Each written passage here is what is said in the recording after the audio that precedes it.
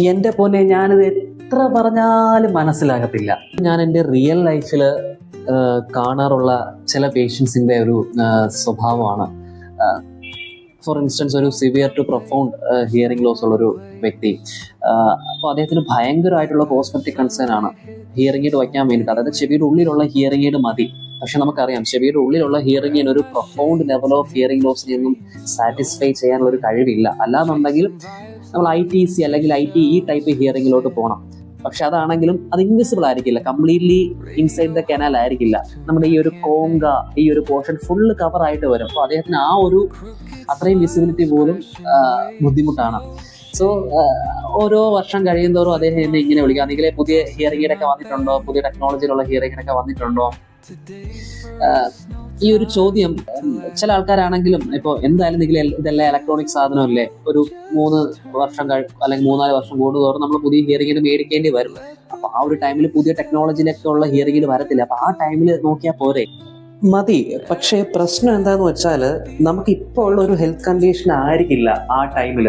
നമ്മുടെ അകത്തെ auditory nerve, അല്ലെങ്കിൽ നമ്മുടെ അകത്തെ ഹെയർ സെൽസ്, അല്ലെങ്കിൽ നമ്മുടെ അകത്തെ ബ്രെയിൻ ഇപ്പോൾ ഉണ്ടായിരിക്കുന്ന ഒരു ആരോഗ്യസ്ഥിതിയിലായിരിക്കില്ല ഒരു 3-4 വർഷം കഴിയുമ്പോൾ. അത്രയൊക്കെ ടെക്നോളജിയിലുള്ള ഹിയറിംഗ് എയ്ഡുകൾ വന്നെന്നിരിക്കട്ടെ, അത്രയും ഇംപ്രൂവ്ഡ് ആയിട്ടുള്ള ഹിയറിംഗ് എയ്ഡ് തന്നെ വന്നെന്നിരിക്കട്ടെ, നമ്മൾ ഈ പറയുന്ന അകത്തെ പ്രശ്നത്തിന് നമ്മൾ പരിഹരിക്കുന്നില്ലല്ലോ.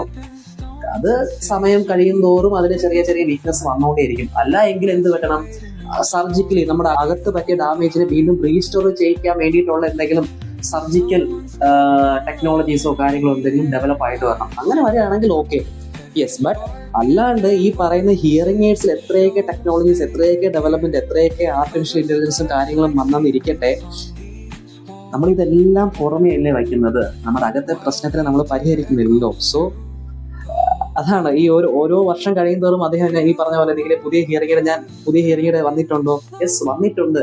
പക്ഷേ അത് സാറിന് വച്ചാലും ഒരു ഡ്രാസ്റ്റിക് ഡിഫറൻസോ കാര്യങ്ങളോ വർഷം കഴിയുന്തോറും ഹിയറിംഗിന് ഡെവലപ്പ് ആയിക്കൊണ്ടിരിക്കുമായിരിക്കും. പക്ഷേ വർഷം കഴിയുന്തോറും നമ്മുടെ അകത്തെ സ്ട്രക്ചേഴ്സിന്റെ ആരോഗ്യസ്ഥിതിയും കാര്യങ്ങളും എല്ലാം വീക്കായി വരത്തേ ഉള്ളൂ. സോ ആ ഒരു മൈൻഡ് സെറ്റ് നല്ലതല്ല. പുതിയ ഹിയറിംഗ് എയ്ഡുകൾ വരട്ടെ, പുതിയ ടെക്നോളജീസ് വരട്ടെ, എന്നിട്ട് ഒരു ഹിയറിംഗ് എയ്ഡ് മേടിക്കാം എന്ന് പറഞ്ഞ് വെയിറ്റ് ചെയ്യുന്നത് നല്ലൊരു കാര്യമല്ല.